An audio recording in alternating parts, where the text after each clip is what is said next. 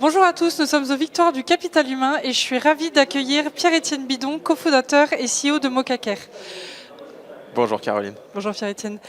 Michel Barnier a fait de la santé mentale la grande cause nationale pour 2025. Quels sont les impacts pour les entreprises? Pourquoi doivent-elles se saisir de cet enjeu? Effectivement, c'est une très bonne question. Michel Barnier a émis le fait que la santé mentale sera une cause nationale pour 2025, notamment pour les entreprises, mais pas que. C'est un sujet qui est devenu extrêmement sociétal. Si jamais on le prend d'un point de vue entreprise, il y a trois principaux enjeux. Le premier, c'est un enjeu d'attractivité. Aujourd'hui, dans un monde dans lequel il y a de plus en plus de compétitivité pour attirer les talents, le fait d'avoir une proposition qui prend soin d'eux en tant que personne va être extrêmement important. Le deuxième, c'est l'engagement. Aujourd'hui, on en parle énormément, en lien avec l'absentéisme, bien sûr, qui est en hausse, et notamment l'absentéisme de longue durée, la santé mentale étant devenue le premier facteur d'absentéisme de longue durée devant les troubles musculo-squelettiques. Et le troisième, ça va être l'enjeu de rétention. Comment je garde mes collaborateurs dans la durée? Comment, quand j'ai une difficulté, qu'elle soit personnelle, par exemple j'ai un deuil, j'ai une problématique de couple, comment je suis aussi accompagné par mon entreprise dans ce cadre-là, parce que ça va me permettre d'être efficace aussi et engagé au travail dans la durée. À l'inverse, si c'est une thématique professionnelle, c'est aussi important d'être accompagné dans un but de rester longtemps dans cette entreprise. Oui, et quand l'employeur accompagne le salarié dans un moment délicat, le salarié s'en souvient. Ça, c'est marquant. Exactement, ça renforce en fait le lien de confiance entre l'entreprise et l'employé, notamment dans un monde où beaucoup de directions RH.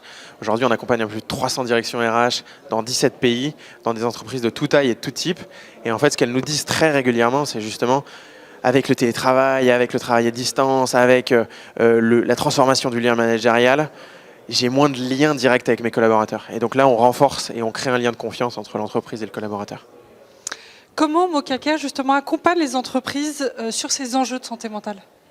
La première chose qui va être extrêmement importante, c'est ce qu'on appelle la prévention primaire. C'est comment, à l'échelle de l'organisation, je suis en capacité de comprendre les thématiques qui vont générer du stress et comment je peux améliorer mon organisation à la racine. Par exemple, beaucoup de directions RH qu'on accompagne nous disent avoir mis en place une politique de déconnexion.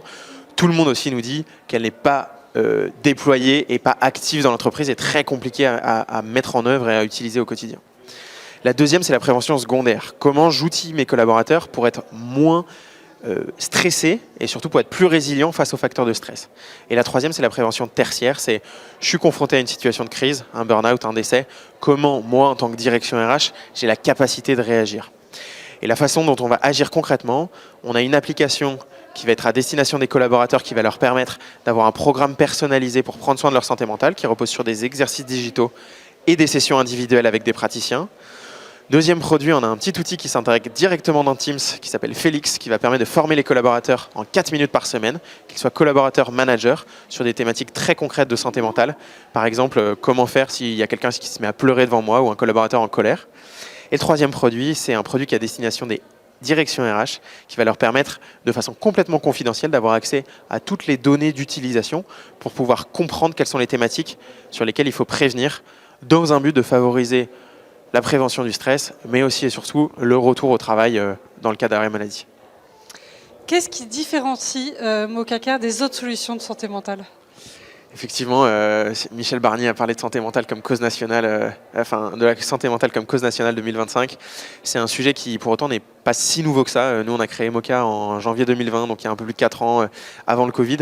Le Covid a eu un effet catalyseur sur le sujet de la santé mentale. Du jour au lendemain, c'est devenu quelque chose qui est extrêmement important.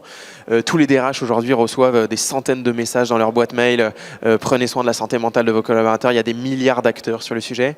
Ce qui fait que Moca aujourd'hui est le leader parmi les solutions innovantes justement en France. C'est premièrement la capacité à avoir une approche extrêmement personnalisée, à la fois pour les directions RH et pour les collaborateurs.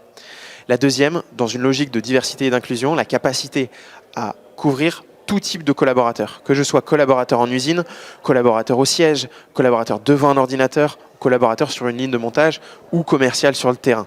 Et donc ça, typiquement, on est présent dans 17 pays aujourd'hui. On accompagne dans plusieurs langues, toutes les langues aujourd'hui, collaborateurs en Europe par exemple. C'est la deuxième grosse différenciation.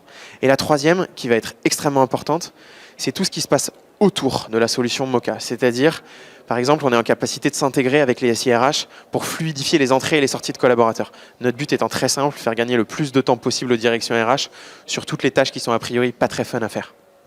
Merci beaucoup et à bientôt sur Be Smart for Change.